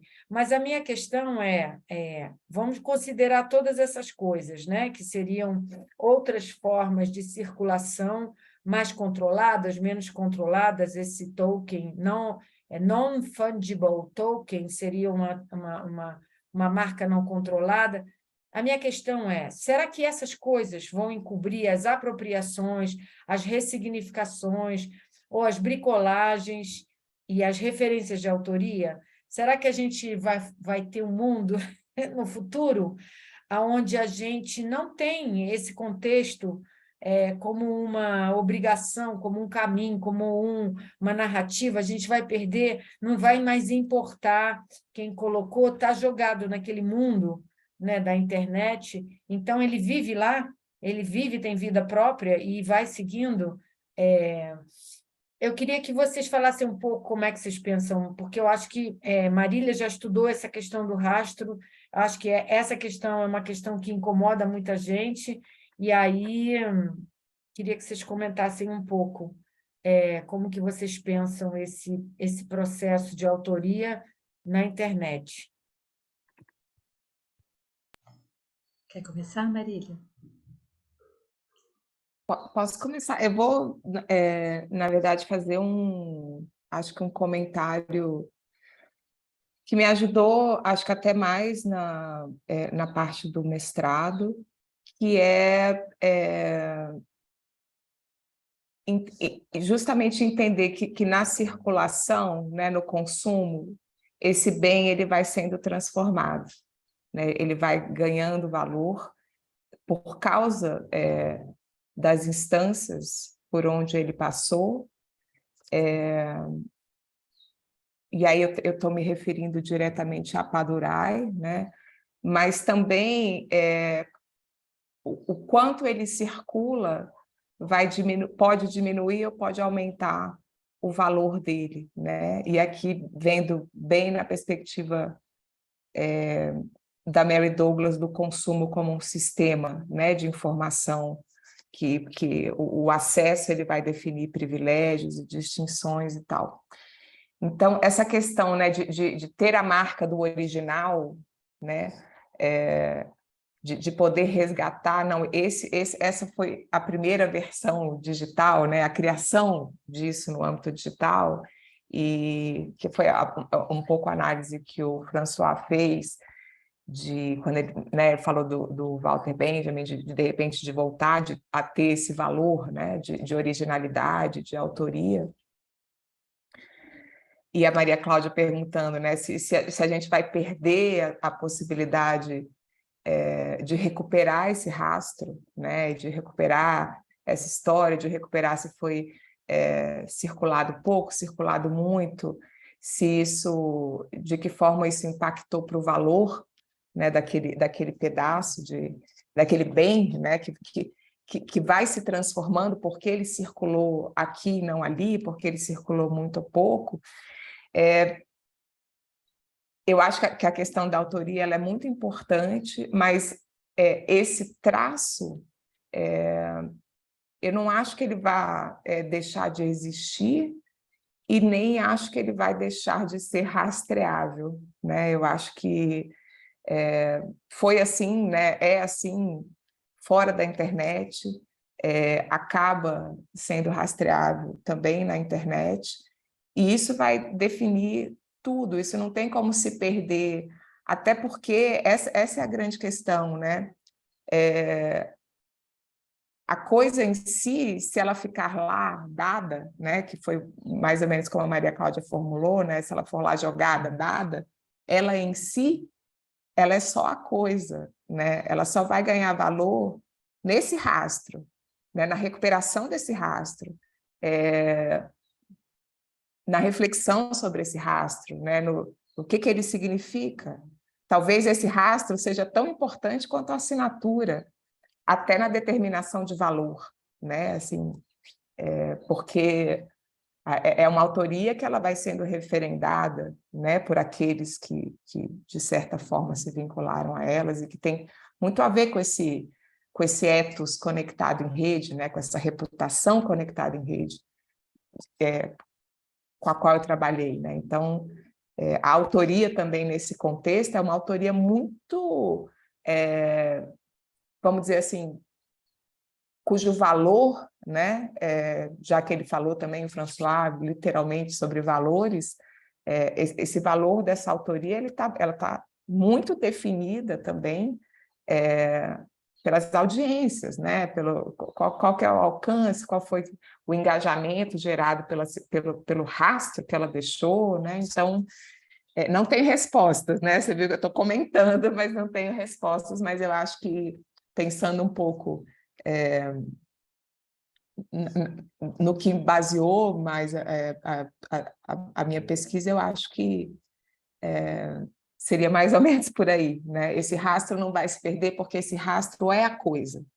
Esse rastro é também, além, junto, né, com a assinatura, o rastro é também o que vai definir o valor de um bem, né? E isso tem que ser recuperável. Muito legal. Eu estou assim, me deleitando aqui, porque eu adoro isso, é um ponto de vista diferente, né? E a interpretação é muito interessante da pergunta. Eu estava, assim, da sua pergunta, né? Que a minha interpretação da sua pergunta foi, claro, diferente, né? O meu backstage é diferente da Marília. Eu acho que isso de já estar livre, já não ter autor, já estar por aí, entre aspas, jogado, perdido, não no sentido de não ser rastreado, já acontece, isso já é uma realidade, né? Qualquer frase, qualquer foto, qualquer conhecimento, qualquer referência já está aí para quem usar como quiser. Então, eu acho que tem uma coisa que a gente vai ter que saber viver, não só para entender o que acontece, mas também para pensar um pouco mais no que a gente vai emitir, né? Como que vamos emitir e o que emitir, que é uma coisa que a gente esquece, mas que Marília deve saber até mais do que eu, que é a distorção da mensagem inicial. Isso não tem como fazer. A Marília falou com outras palavras, né? Essa distorção da mensagem inicial que a gente vai ter que aprender a lidar e que, enquanto pesquisadora, a gente tem muita dificuldade, né? E como lidar com isso? E aí acho que a gente tem algumas perspectivas, a perspectiva educadora, com a tal da literacia, né, dos meios de comunicação, ou uma perspectiva restritiva, normativa, regulatória. A segunda me dá um certo medo, mas eu acho que ela também deve conviver, porque a gente não consegue, enquanto ser humano, viver num mundo livre anárquico. Então, acho que a gente vai ter que conviver com essas duas perspectivas. Mas eu acho que com uma força maior, que meu ponto de vista, ela é muito mais eficiente, muito mais rica, mas perspectiva educadora, de literacia, de sensibilidade e de abertura, e não de fechamento, autofechamento. E aí eu acho que que você falou, né, de fonte e tudo, eu acho que a gente também entendeu o espaço da ciência fidedigna, castiça e, né, legítima e perfeita, dentro desse espaço social. Eu acho que a gente não pode perder isso, de que sim, a gente tem que ter esse rastro muito bem feito, porque é um papel, né, a se exercer na sociedade. Então, acho que isso a gente tem que tomar cuidado. Eu chamo isso atenção porque eu vejo muito projeto de popularização sem citação. Então, acho que assim, que se perde esse rastro. Isso é delicado para a própria ciência. Mas acho que só tomar atenção. Mas acho que esse mundo já existe, Maria Cláudia. Agora a gente saber como lidar, por onde caminhar. Então, eu vou aproveitar e vou encaixar uma pergunta que veio do chat do YouTube, que eu achei muito interessante, que Dani passou agora, de Maína Pereira, né? E acho que isso tem a ver com metodologia de pesquisa. E eu acho que a gente está falando um pouco sobre isso, mas eu queria desdobrar, né? Porque acho que ela fez um comentário, vou ler o comentário. As reflexões suscitadas por esse encontro são incontáveis para esse espaço curto. Aí eu dei uma risada, né? Está registrado, Maína, está registrado que o espaço é curto. Mas gostaria muito de saber em relação aos métodos de pesquisa sugeridos para análise de memes. Então, eu queria fazer uma conexão com o que Marília falou, com o que Juliana falou, e puxar até alguma coisa do François Josse antes de passar a palavra, porque eu acho que, assim, a gente, quando está falando de metodologia, a gente está falando, como a Marília falou, de pegar um objeto, uma palavra, uma ideia, uma coisa, e trazer ela, baixa o santo, bota ela no contexto, né? Vê de onde ela veio, para onde ela tem expectativa de ir, qual é o contexto, qual é o contorno, né? Então, eu já estou pegando alguma coisa que a Marília falou e acrescentando um elemento que eu acho que foi fundamental, que a Marília trouxe nesse argumento, que é o argumento de valor. Talvez a gente não repare que a gente capitaliza, que a gente está num jogo simbólico, mas esse valor que a gente vai capitalizar, esse objeto, essa palavra ou essa ideia, vai depender de um jogo. Portanto, a gente não tem como jogar isso em algum lugar onde a gente não tem um tabuleiro de xadrez, não vai funcionar nem rei, nem rainha, nem peão, nem cavalo, né? Então, eu estou querendo trazer metodologia científica para o tabuleiro. E aí eu queria fazer também uma conexão com Juliana, que eu acho que quando a Juliana traz a questão da disseminação da ciência, dessa proposta de ciência, né, do que é ciência, de que lugar que a gente está, isso tem tudo a ver com educação, com a forma que a gente está olhando. Porque, veja, a gente pode olhar a ciência como uma coisa muito distante, a gente pode olhar a ciência como uma coisa próxima, a gente tem vários tipos de ciências, a gente nem pode fechar o conceito de ciência, na verdade, porque se a gente fechar, a gente nem é ciência, galera. Se você fechar alguma coisa e parar de duvidar, o bicho já pegou. Então, eu acho que assim, esse processo, né, da continuidade, dos cursos, da formação, eles têm tudo a ver com o que você colocou na questão. E eu acho que o François, quando ele vem fazendo uma coisa, Tainá, que assim, que eu não vou, a gente não vai conseguir nunca fazer no observatório. Porque quando ele pega o meme e ele vai estudar, ele vai aprofundar, ele vai analisar o meme, que ele faz com que esse meme seja um objeto de pesquisa, que não é uma pesquisa de um texto. É como seria diferente a gente fazer um texto de uma análise de memes, fazer um doutorado onde a gente pega uma imagem de uma série ou de um meme e a gente trabalha. Ele faz isso. E é muito rico, porque ele pega todas as referências. Então, quando ele vai se aprofundar, me lembro que quando ele veio aqui na USP fazer a apresentação, ele mostrou uma imagem, cultura francesa, né, Juliana? Ela é muito diferente. Então, e a gente não vive lá. Então, a gente vai olhar para eles dentro da nossa... Aí ele trouxe uma imagem do John Travolta naquele filme do... como é o nome daquele sanguinário? Aquele que... É o Pulp Fiction, eu acho. É o Pulp Fiction, né? Então, esqueci o nome do... Mas, enfim, quando a gente traz ele ali dentro, que é uma... É o Vincent no Pulp Fiction. Aí eu tinha no meu telefone uma figurinha dele, sabe assim? Fez plim, caramba, né? E aquela figurinha, eu passava ela para as pessoas querendo dizer alguma coisa, porque ele está fazendo uma imagem assim, tipo, estou duvidando, não sei o que está acontecendo. Caramba!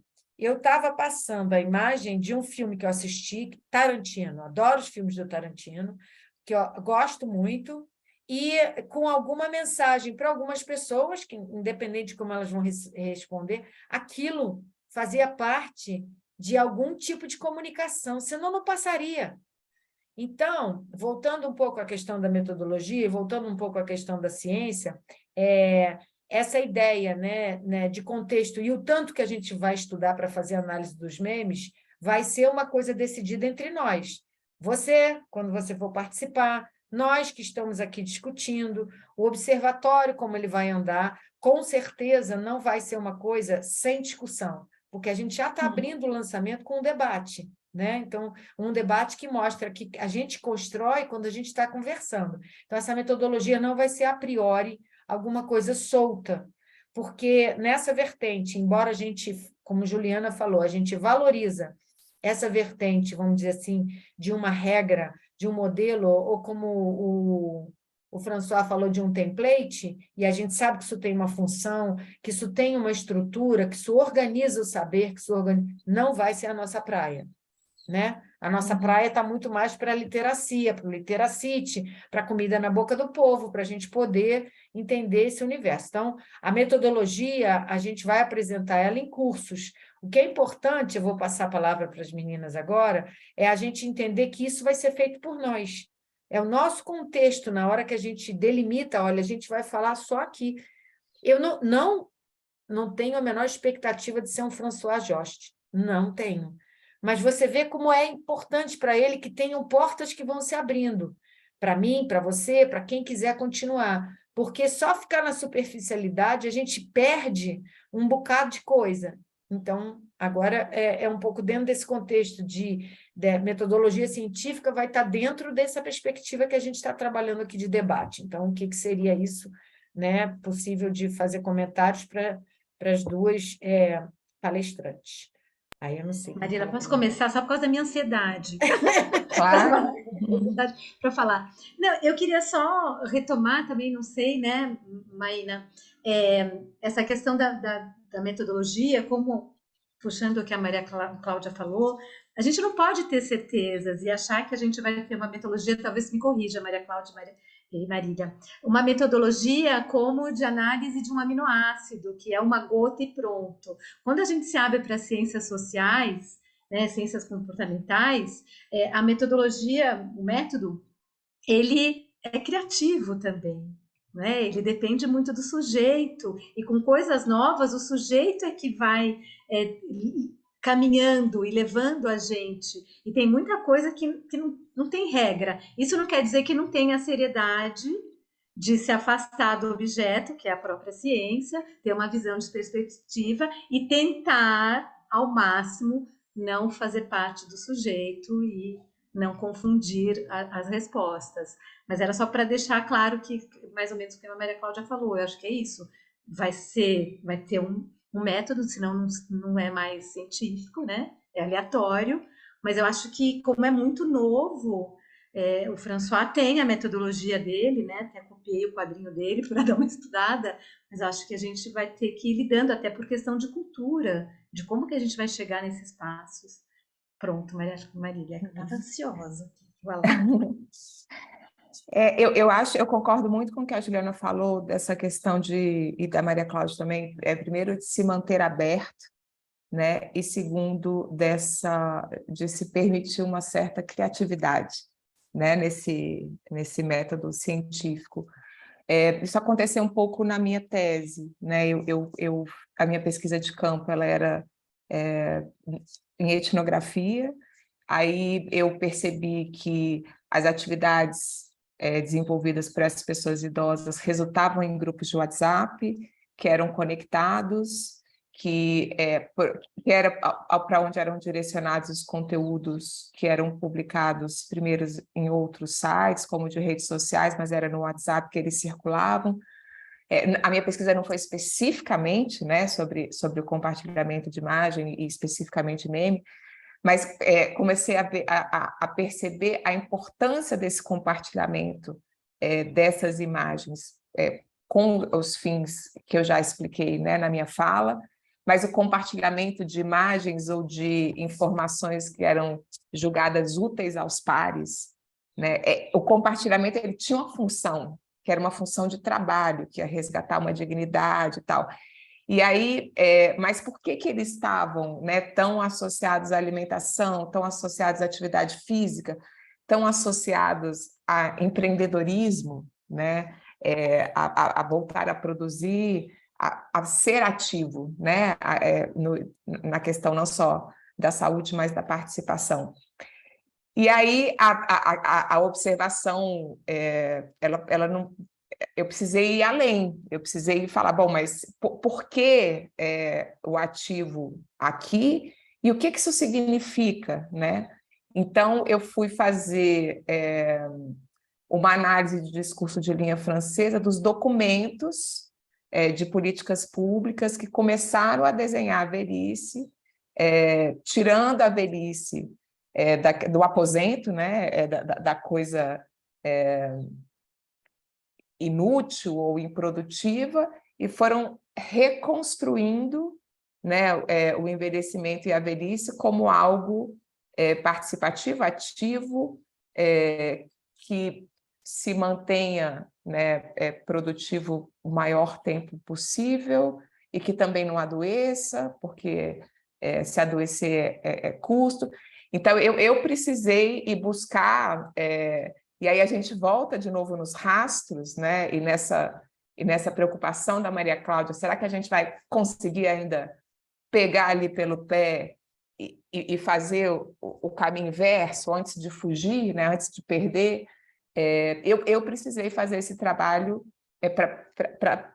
para mapear essa historicidade, né? Então, quando os participantes da minha pesquisa colocam em jogo uma imagem caracteral, o velho dos anos 50, todo corcunda de bengala, o velho dos anos 60, um pouquinho melhor, o dos anos 80, dos anos 90, e o último é o velho, é o idoso ativo, né, todo, e que não é uma imagem também sem uma referência, né, porque se a gente pensa naquela imagem da evolução humana, né, então a evolução é ser ativo, né, a gente saiu estar nesse grau de dependência e debilidade era ser praticamente um primata, né, então assim, tem todos esses jogos. Então, eu precisei de mais métodos para entender o que estava ali, e para entender, a etnografia me deu, e as entrevistas em profundidade me deram muito fortemente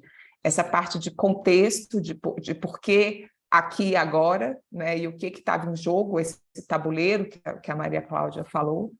Mas, fora isso, esses rastros, eu precisei ir aí para um outro suporte, né, que é o suporte de políticas públicas lá, ver onde estava. Então, eu queria só também fazer um comentário sobre os desafios dos memes, né, e das imagens como potência para a educação, né, e para essa educação para o bem comum, né? Que eu acho que o que está em jogo aqui é a diferença entre informação e comunicação, né? A informação, ela está ali, é o que está dito, né? Mas, assim, o que está lido e o modo, o sentido daquilo, ele só se dá no encontro, né? A comunicação, ela se dá com o outro, né? Nessa produção de sentido de dois, né? De um que falou e tal. E nessa negociação, né? Que nunca é dada, né? Então, eu acho que um grande passo para disseminação de ciência é quando nós, né, pesquisadores, a gente assumir o compromisso de não ficar só na informação, mas se comprometer com a comunicação, né? Eu acho que esse é um grande passo que a gente tem que dar, e eu acho que suportes como os memes podem ajudar muito, né? Então, essa é uma das coisas, um dos apelos do Observatório de Meme, que me encanta, né, essa possibilidade. Ai, Marília, assim, ovacionando você, porque essa é uma bandeira que eu levanto muito, diferença de informação e comunicação, e esse compromisso da comunicação, mas assim, uma comunicação de qualidade, não a comunicação do guru, né? O do guru tem que atingir a métrica e publicar e fazer a foto virada para o lado. Eu acho que buscando essa criatividade do método de pesquisa, mas também do método de comunicação, que não tem guidelines, pelo amor de Deus, eu sempre brigo, então obrigada por ter falado disso, não tem guidelines. Aproveito para falar que a gente agora com a Digi está lançando um curso com a Universidade de Zaragoza, que chama Comida na Boca do Povo, justamente para sensibilizar e ensinar pesquisadores a comunicarem, mas não de forma guru, não forma guidelines, cada um criar sua identidade, que acho que é essa a riqueza da comunicação, diferente também da informação. A informação também pode ter, né, uma identidade bem legal, mas a comunicação permite mais.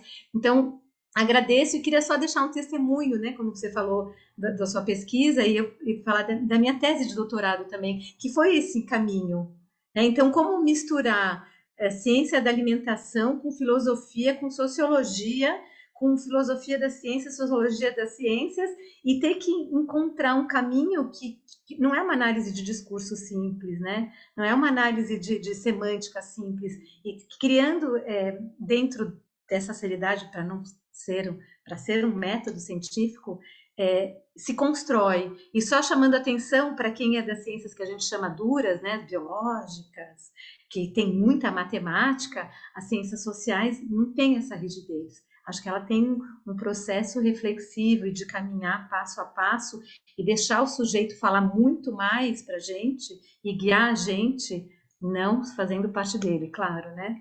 Que nas ciências duras a gente não tem. Então, talvez se perca. E eu acho assim, né? Se eu posso me permitir, Maria Cláudia, nesse espaço, eu acho que os métodos qualitativos perdem muito na mão dos pesquisadores de ciências duras, porque eles tentam padronizar demais coisas e acabam perdendo aquela sensibilidade que os métodos qualitativos permitem, que são tão ricos, né? E que ajudam a gente a construir bastante.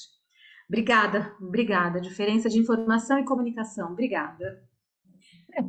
Eu vou aproveitar um pouco, acho que o que a Juliana falou no final, e mostrar o livro do François, né? Que está... Está dando para ver, não? Acho que não está dando para ver porque você está com o fundo desfocado, então tem que botar bem na frente do seu rosto, acho que para dar. Aí, isso. Então, falar para a Maína, eu estou falando seu nome errado porque a gente fica assim, muito atrapalhada quando a gente faz live mesmo, porque eu sei e vi direitinho. Mas, assim, eu acho que esse livro é um livro bacana, a gente gostaria muito de trazer o livro para português, mas não tem, mas ele está lá, a bibliografia no site.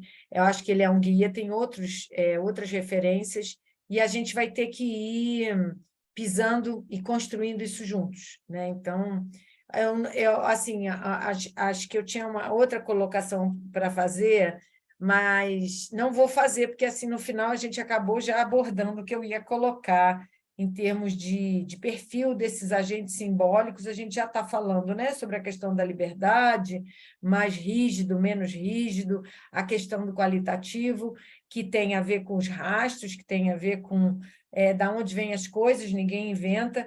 Vou aproveitar para retomar uma provocação do François Jost, no final da fala dele, que eu acho que é muito interessante e que quem quiser ler o livro vai ter provavelmente mais coisa do livro, que eu estou jogando, porque assim, acho que dentro do que a gente está propondo com memes, é tudo muito ousado. Então, você faz um doutorado, você fica dentro de um formato que é metodologia científica, mas que ele repete, reprisa muito, inventa pouco, com pouca criatividade.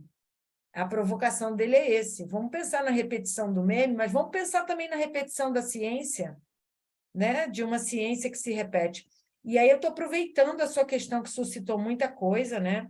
Para ir para a minha última questão, que acho que assim, para a gente poder respeitar também o horário e tal. Eu acho que a ideia de investir, como eu falei, ousadamente, né? Não sei se a gente vai conseguir dar retorno para você, dar retorno para vocês, para todo mundo, do que a gente gostaria de poder discutir, de abrir para discussão. A gente vai tentar incomodar também, mas responder também.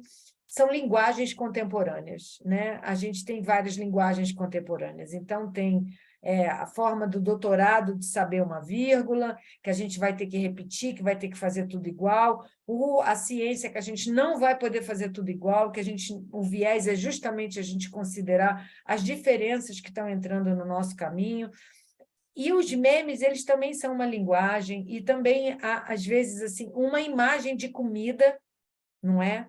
ela já é uma linguagem, você está falando uma coisa, você está mostrando outra, é como se você estivesse falando como Marília falou, você está falando duas coisas diferentes ali dentro daquele mesmo discurso, ali dentro daquela mesma frase. Então, eu acho que dentro dessa ideia de linguagens contemporâneas, tem linguagem do afeto, gente. Tem a piscadela do Goethe, que é uma piscadela, fala milhões de coisas, você vai trocando ela de lugar, ela pode ser uma paquera, ela pode ser um cisco, né? Ela pode ser um tique nervoso, gente do céu, né?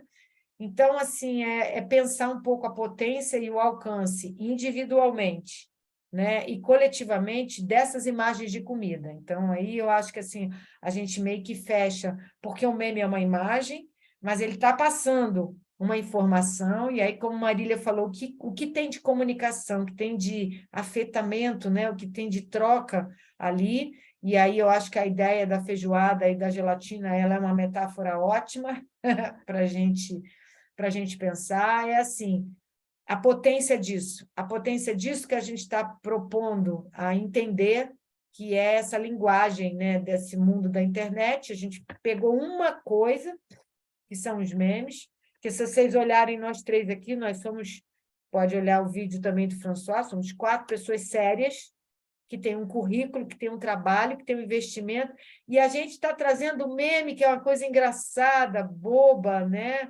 Uma coisa provocativa, muitas vezes, né, que a gente nem gosta, a gente ri do desgosto, de desgosto, e são tantas as formas, né, de rir.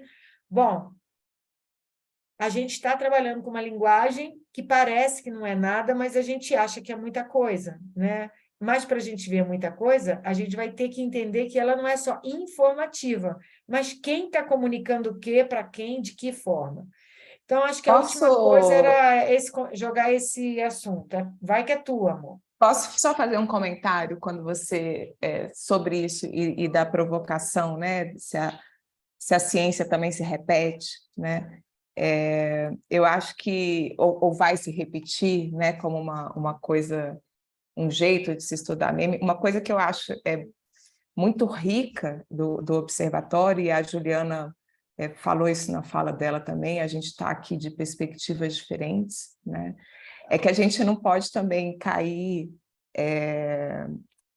a gente não pode esquecer que todo objeto científico é uma construção, né? Então, essa construção, no campo em que ela é feita, ela vai resultar num objeto diferente, com uma análise diferente. E isso aí também é uma riqueza de se estudar meme, né? Provavelmente, se você for fazer um estudo de meme na sociologia, ou na nutrição, ou na comunicação, enfim, né? A construção do objeto científico, que não é o objeto, né? Que não é aquela coisa, vai permitir, né? Que se propague, né? No sentido de, como é que fala? De replicar estudos, né? Mas, ao mesmo tempo, dessa característica de fecundidade, né? Então, dependendo do campo, será algo diferente, né? A gente pode ter a pesquisa, daqui a 50 anos, a gente pode fazer, não, a pesquisa de memes também foi circulando por esses campos, né? Foi sendo construída assim, e não de modo fidedigno, né? Que é uma característica, ela foi sendo transformada, porque nesse campo foi feito assim, no outro campo foi feito assado. Então, acho que o céu é o limite, né? Eu acho que temos grandes... Eu megalomaníaca, né? Mas eu acho que temos grandes possibilidades quando se tem um espaço de acolhimento, mesmo que tenha, né, esse compromisso da investigação de memes ligados à alimentação e nutrição. Eu acho que quando se tem um espaço de acolhimento para esses diferentes campos, né, eu acho que a perspectiva é muito boa.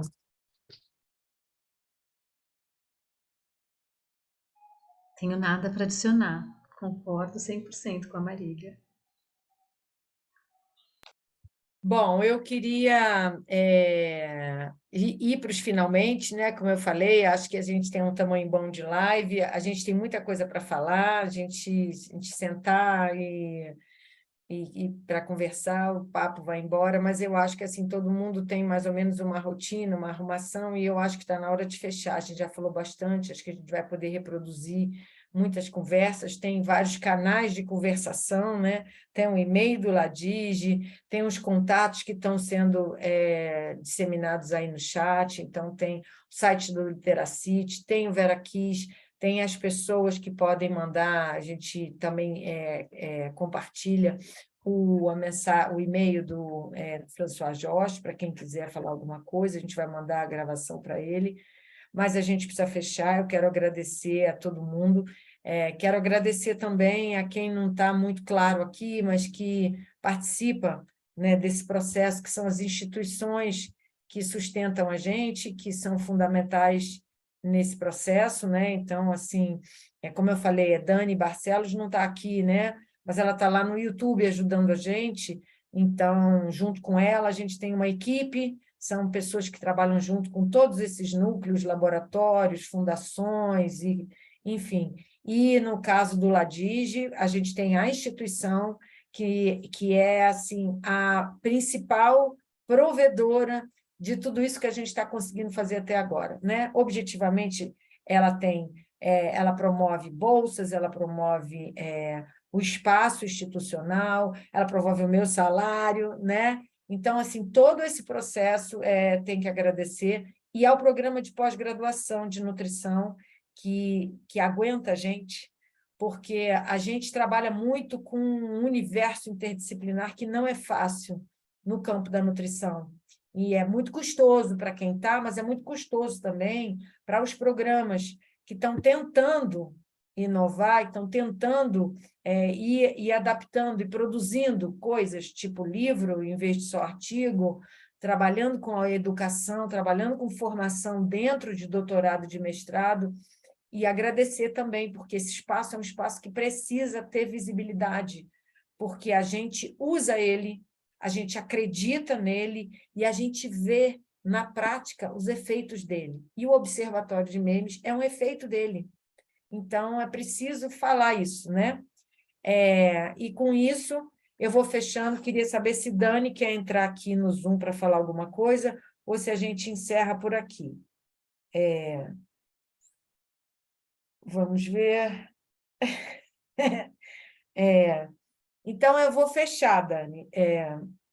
Vou fechar, porque eu sei que você fica super ocupada, atabalhoada aí, e agradecer a todo mundo e encerrar a sala. Um beijo para todo mundo, muito obrigada, tá? E vamos ficar em contato.